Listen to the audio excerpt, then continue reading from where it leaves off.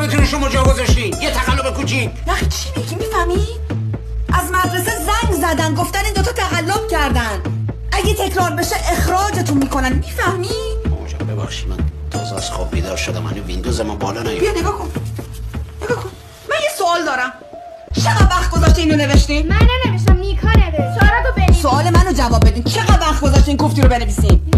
نیم ساعت 5 دقیقه آدم مینویسه. نقی تو نیم ساعت نمیشد این 4 تا خط رو حفظ کنی؟